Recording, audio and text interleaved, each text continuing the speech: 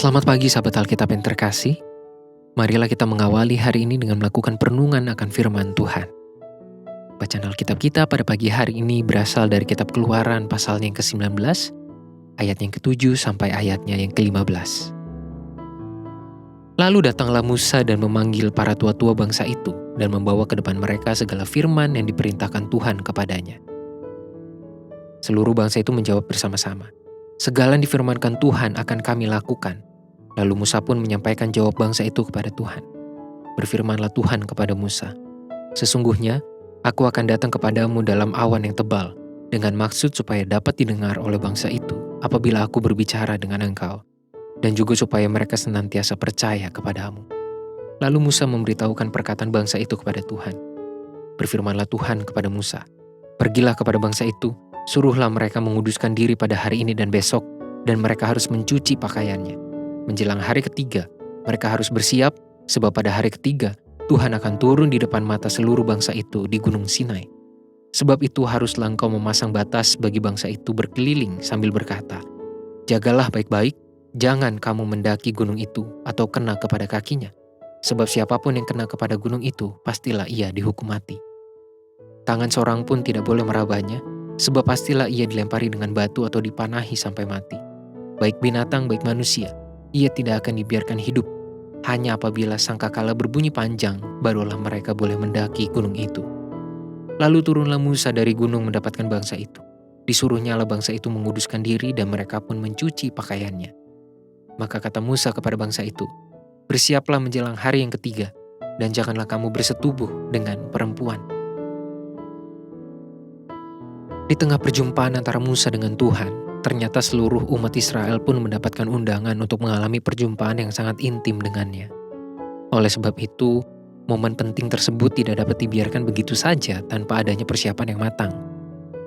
Banyak ketentuan yang muncul yang perlu dipenuhi oleh seluruh umat agar mereka benar-benar layak untuk berjumpa dengan Tuhan.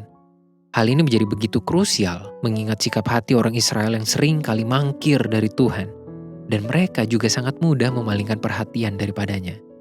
Beberapa ketentuan yang disampaikan kepada umat bertujuan sebagai sebuah proses persiapan yang membentuk kesungguhan perilaku, hati, dan pikiran umat Israel untuk mengalami perjumpaan personal sekaligus komunal dengan Tuhan.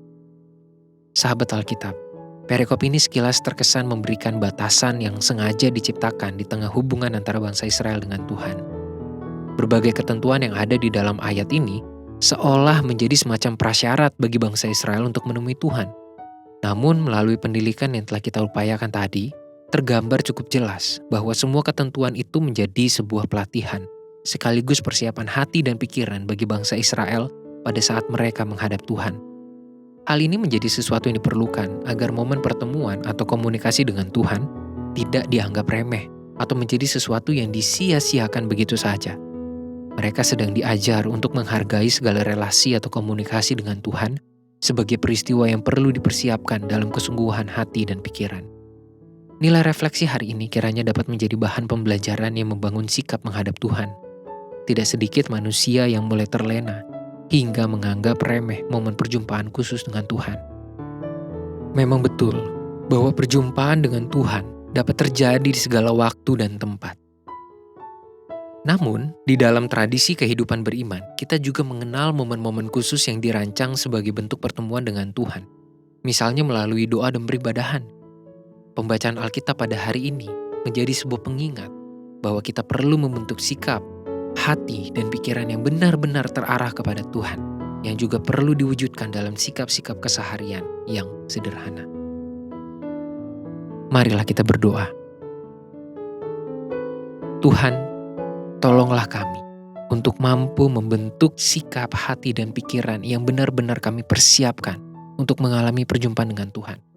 Biarlah kami mampu menikmati setiap momen khusus ketika kami berdoa, ketika kami beribadah, ketika kami membaca Alkitab, ketika kami memberikan pujian untuk Tuhan. Sehingga setiap pertemuan yang khusus itu boleh menjadi peristiwa-peristiwa yang sangat berharga, yang kami nikmati dan mampu menumbuhkan dan menolong kami untuk mengalami perkembangan iman. Hanya di dalam nama Tuhan Yesus kami berdoa dan memohon. Amin.